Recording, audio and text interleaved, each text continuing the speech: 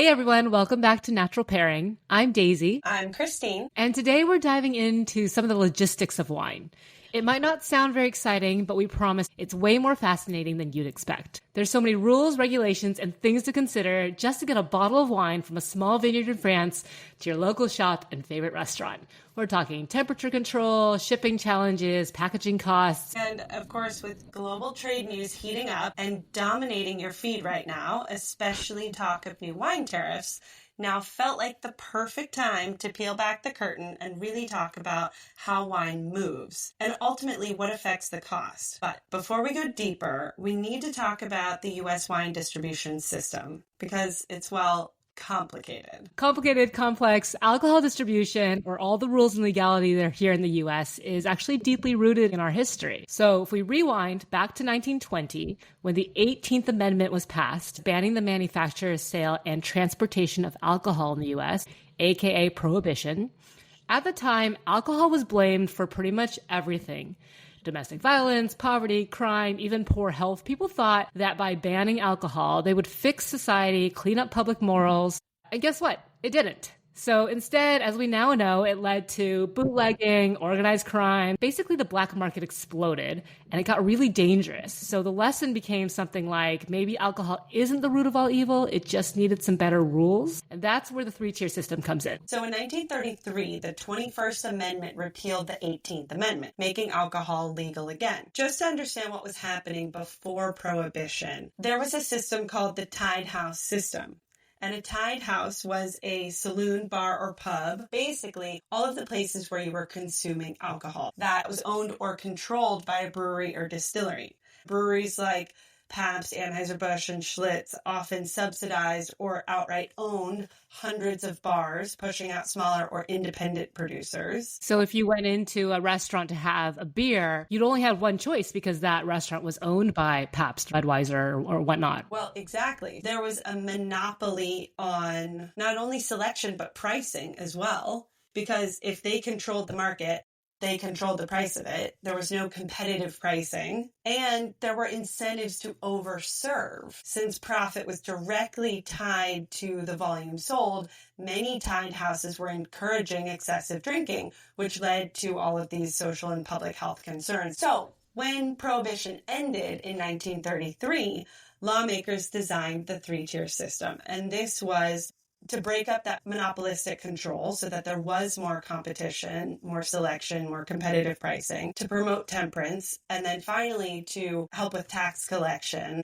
And the three-tier system separates producers from distributors from retailers. So those are the three tiers that are linearly linked now and very separated. One cannot bypass the other, although there is some gray area that we'll discuss in a little bit. But that's why this system was created. And the federal government decided this had to happen, but they also didn't want to manage the specifics of it. So the other piece to this puzzle is that the government allowed each state to manage accordingly, which caused a lot of the chaos that we still deal with right now, moving alcohol in between state lines, and why it's so difficult and so different to purchase and consume alcohol in every state, and even within states in separate counties. Yeah, there are certain zip codes in Florida that are dry where alcohol is not allowed, but Florida is not a dry state. I can list all of the states that have dry counties or municipalities. Ooh, Right? yes. Arkansas, Kansas, Kentucky, Mississippi, Tennessee, Texas, Florida, as you mentioned, South Dakota, West Virginia, and Alaska. Those are all the states that currently still have bans, not outright throughout the whole state, but in certain counties or communities. It's more than you would have thought. It is more. I thought it was going to be 2 or 3 states. That was a lot. Well, and this is also interesting too. So the definition of dry, wet, and moist are moist counties, which difficult word, but dry counties mean that there's a complete prohibition of alcohol sales.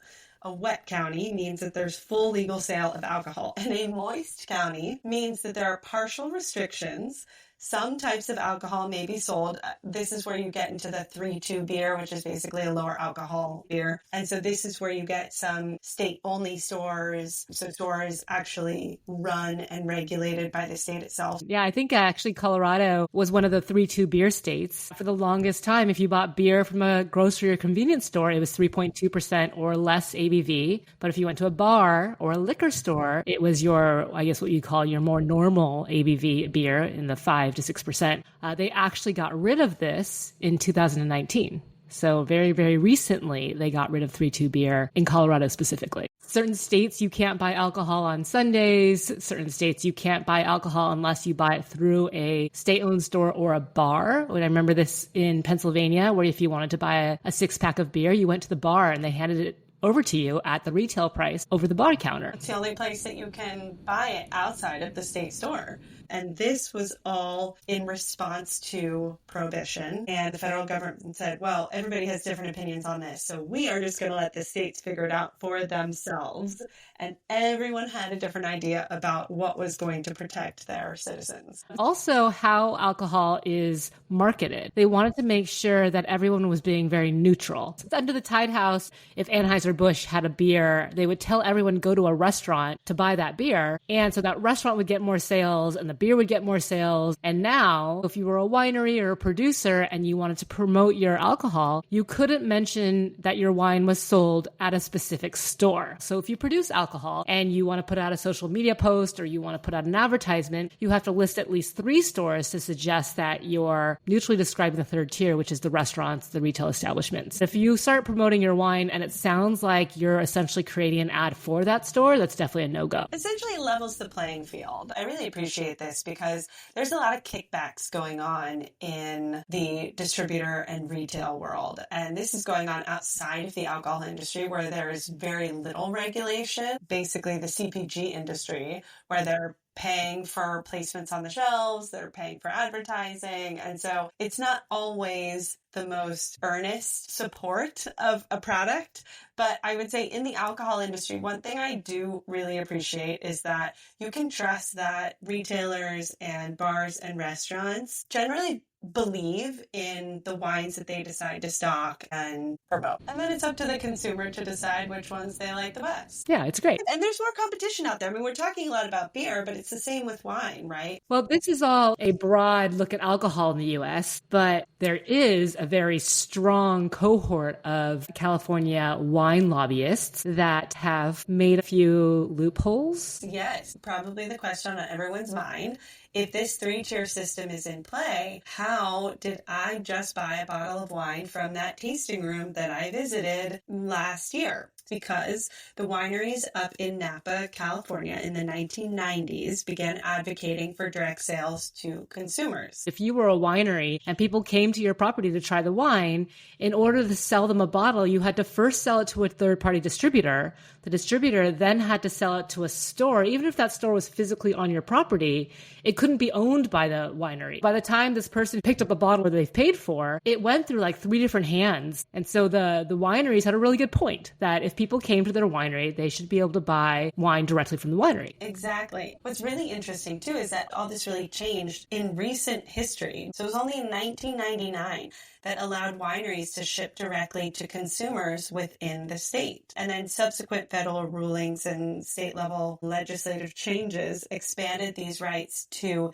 interstate shipments. This actually went all the way up to the Supreme Court. In 2005, the Supreme Court ruled that states could not discriminate against out-of-state wineries. So it gets really messy between the federal and the state level. Now, based on the Supreme Court ruling, they could ship it home if they didn't live in California, because now the wine could cross state lines. The caveat is that the states do require the wineries hold licensing to sell within their states. So in the 90s, you could buy it from the winery, and after 2005, you can now ship it to most places. Alcohol is harder to move across state lines and around the U.S. than any other substance, including prescription drugs. It's pretty amazing.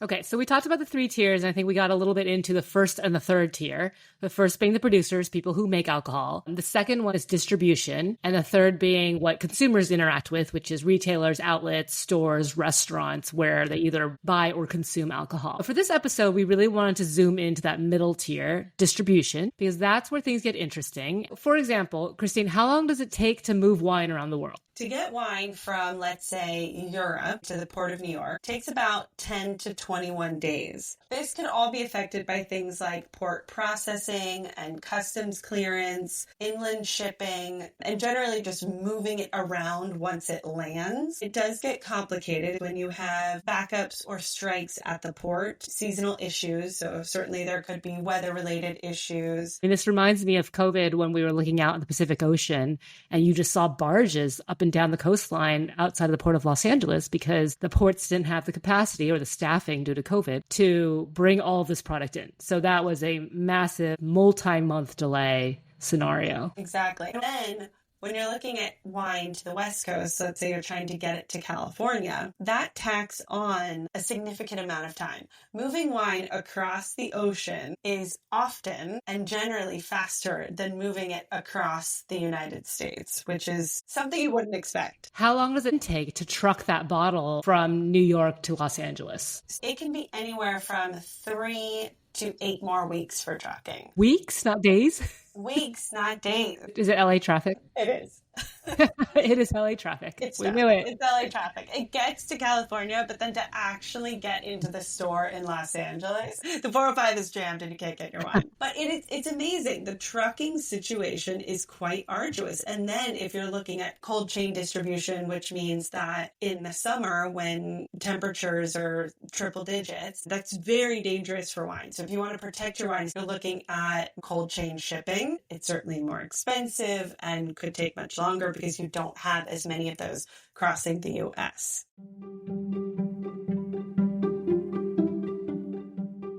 Let's talk about tariffs, because this is blowing up all of our news feeds. But to really talk about that, let's take it back to October 2019. There was a trade war over airplane subsidies, so it wasn't even about wine. But wines got really involved because they got roped into some reciprocity tariffs. Specifically, in October 2019, the U.S. imposed a 25% tariff on all still wines, so no sparkling wines, under 14% alcohol by volume from France, Germany, Spain, and the UK. It was announced, and then it was implemented 10 days later. So wine shipments that were already en route on the water, sitting at customs, were suddenly hit with a 25% increase in cost. As you can imagine, importers and distributors were obviously thrown for a loop. There wasn't time to renegotiate pricing, and they either had to eat the cost or they had to raise prices. From a consumer standpoint, what this meant was a bottle that you would normally buy for $25 was now costing about $30 to $32. This is actually right when we started our business, Guildford Green. We started in October of 2020. This went into effect in 2019, and the tariff lasted for 17 months, so it ended in March of 2021. And I do remember this when we first started looking at the wines that we were bringing in for our first seasons and our first collections. There was a steep increase in all of those imports. So what was the impact? Some winemakers lost their foothold in the U.S. market entirely, and others pivoted to selling to different countries, different regions. The main impact was that once the prices went up, they didn't go down. With fungible things like eggs, milk, commodities, they are very tied to the actual cost of the product. Wine is not a commodity. And so generally, when you see prices come up, they rarely go down. The industry adjusts at every step of the way and basically restructures their business to this new pricing structure. And so the ripple effects of that are still being felt. We still have those slightly higher prices. So in every sort of scenario like this, economically speaking, the market will find its loopholes and take advantage of it. For winemakers producing wines that were under 14% ABV, they could potentially increase the amount of alcohol, either allowing the yeast to ferment longer. They can use a process called chaptalization, which is adding sugar to therefore ferment more sugar into more alcohol, and essentially avoid the tariff, because if they were over 14%, they were no longer subject to that 25% tariff. In this particular case, the tariff didn't last long enough. It didn't last multiple harvest seasons for us to really see this come into play. There's always going to be a loophole, and that's what's really interesting about the market, and also, and what we'll get into in a little bit about what may happen in the future, is that the products may adjust. Yeah, I mean, we've talked about the TTB before, which is the Alcohol and Tobacco Tax and Trade Bureau. They actually allow quite a bit of wiggle room when it comes to alcohol content and how it's listed on the wine label. And I remember learning about this when I was studying to be a sommelier, and they allow a plus or minus 1.5% variance on wines under 14% ABV. So if you pick up a wine off the shelf and it says it has 12.5% ABV, the actual wine in the bottle could be anywhere from 11% to 14%. That's that plus or minus 1.5% variance from what's printed on the label. If you keep in mind that wine is a living, breathing product, especially natural wines that have residual yeast, it's continuing to ferment in the bottle. So even with the most careful production, there are in fact small fluctuations in ABV. When the tariffs were set at 14%, winemakers were able to adjust the label because they had that allowable variance. So let's say their wine was at 14%, they can now reprint a label that said 13.5%, and now they were under the tariff. Okay, let's fast forward to now. There's been a lot of talk about tariffs, and in particular, the wine industry is reacting to a proposal for a 200% tariff. That's not a typo, 200% tariff on all European wines. And this is in retaliation to an announcement from the EU implementing a 50% tariff on American whiskey. To report this accurately, and we want to make it very clear that this was posted on social media. So this is the only news that we have of this proposed 200% tariff. And the proposal said, I quote, "If this tariff is not removed immediately, the U.S. will shortly place a 200% tariff on all wines, champagnes, and alcohol products coming out of France and other EU represented countries," end quote. Whether or not this is a real threat, this has ignited chaos in the wine world, and importers are already adjusting to the potential of this happening. Just to kind of understand what this would mean, this could triple the cost of some wines overnight. For instance, a bottle that currently retails for $25 would jump to $70 or $75, so aka triple the price. And that's just not sustainable for shops and restaurants and regular wine drinkers. They would certainly adjust their habits based on this price. So here's something to consider about tariffs, is that they're not realized until the goods or the wines actually arrive and go through customs in the US. So with transit times that we talked about, a lot of shipments which were on the water when this was announced didn't want to get hit with a potential 200% when they made it to the US. And as a result, a lot of these shipments were canceled. A lot of orders were frozen. And the volume of wine in terms of exports for these countries significantly dropped because nobody wanted to gamble with whatever the potential tariff would be by the time the wine actually arrived in the US. We work with one importer who was talking about this whole situation. He wanted to continue with his shipments so that he had product to sell. What he did was secure a bonded warehouse. Now, what a bonded warehouse is essentially it acts as neutral territory. So when the wine comes into the Port of New York, he can house it in this bonded warehouse, and it's still kind of on the water, so to speak, but it's close by. And the tariffs are deferred until the goods are removed and formally entered into the U.S. When they go through customs. Correct. So let's say when his wine is on the water, if the tariff goes into effect, then he can hold the product at this bonded warehouse until the tariff goes away or he figures out what to do with it. And this is insurance for him. It's still a gamble because if he pays all of the money for this product and has to just house it somewhere until he can sell it at a sellable price, that's certainly a risk to him. But this is just one way that one of our importers is adjusting to just the threat of a tariff like this going into effect. Another big impact is that as consumers, we will dramatically lose choice. It's not just that we have to pay more for our wines. It's also about access. If our importers can't bring in some of these wineries, especially the boutique ones, or they can't absorb these costs, then we just won't have access to a lot of these European wines.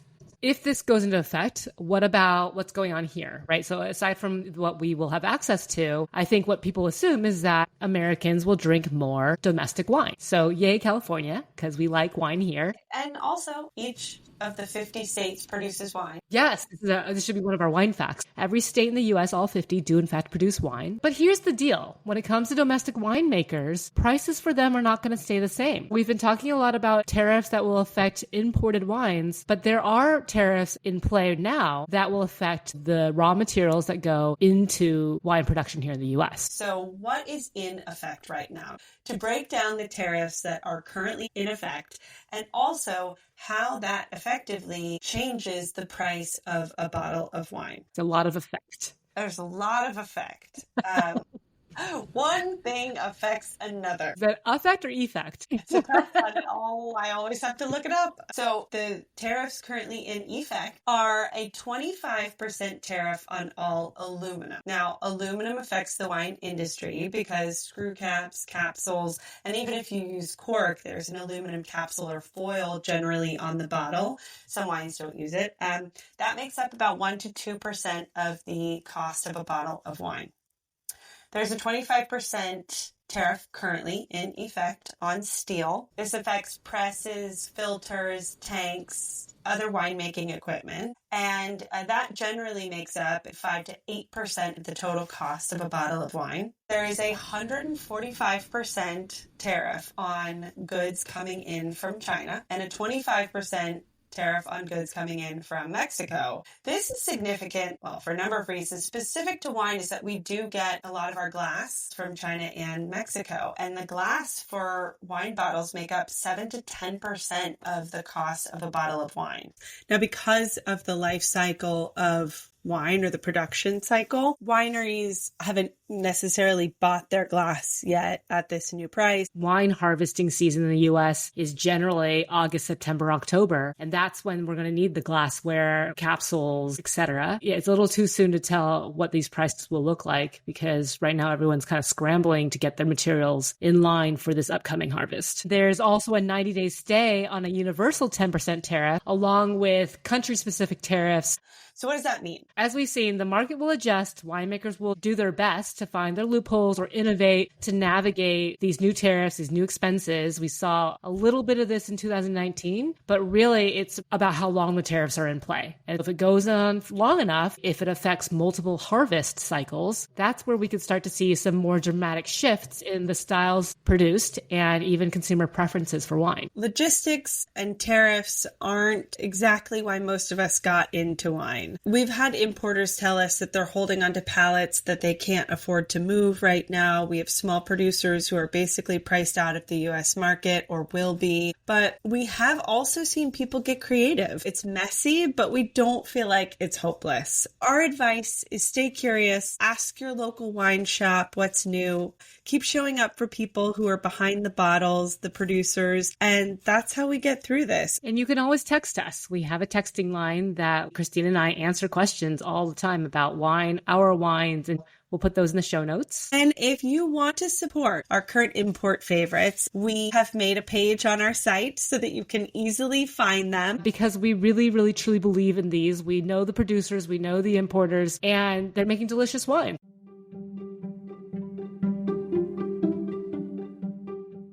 So now we've come to the segment in the podcast where we talk about obscure wine facts. Daisy, do you want to go first? Sure, I'll go first. Actually, you and I were talking about this earlier in the week, and I thought this is something we should talk about on the podcast. So mine is about screw caps on wine bottles. And we can be honest, it was not very long ago that screw caps were associated with essentially cheap wine, right? It was this like gas station territory, and quote unquote real wine had corks. And in the early 2000s, there was an uptick in something that's called cork taint, which is when you open a bottle and you smell the cork and it smells like wet cardboard or sort of this musty basement. There's a natural fungus that can exist in corks. And if it comes in contact with anything chlorine-based, like cleaning agent or preservatives, I know this is very technical, it produces a compound called TCA, and that creates this smell that we just described. described. And effectively, it can ruin the wine. The problem is you can't detect this when you're bottling the wine. This is something that develops over time. So winemakers were bottling wines with corks, and then they were finding out later down the road that up to 10% of their wines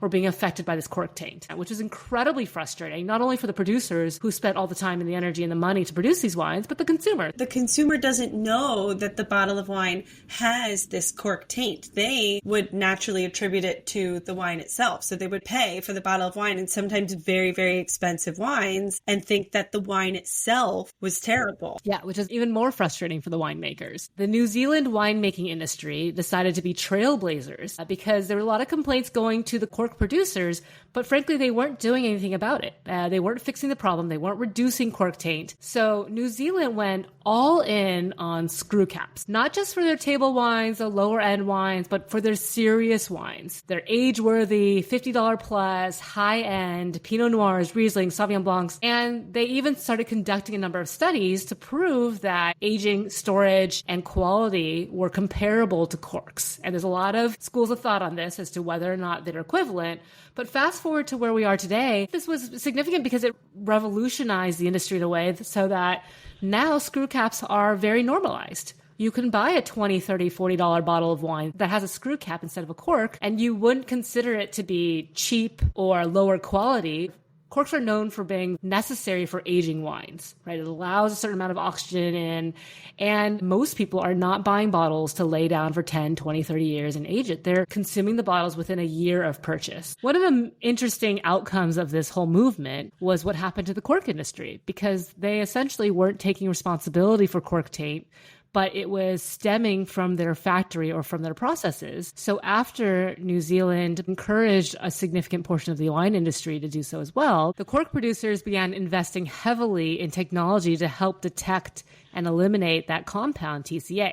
They introduced different screening technologies and gas chromatographies to detect initial stages of TCA. They even introduced AI-based quote-unquote sniffing systems to pre-detect TCA. They changed their sterilization processes to more steam-based versus chlorine-based. And so overall, the New Zealand winemakers pushed the cork industry to change their processes. So everyone wins because now there's less cork taint in wines that use corks. Amazing. Thank you, New Zealand. Yeah, thank you guys. Thanks to the Kiwis. That was awesome. We've talked a lot about old wine. I found this fact and I thought it was really interesting, and I think it's fun to talk about. So the Spire wine bottle is the oldest known bottle of wine, and it's over 1,600 years old. Now, this is not the first wine produced. This is the oldest bottle of still existing wine. The Spire bottle was discovered in 1867 in a Roman tomb near the town of Spire, Germany, which is why it's called the Spire bottle.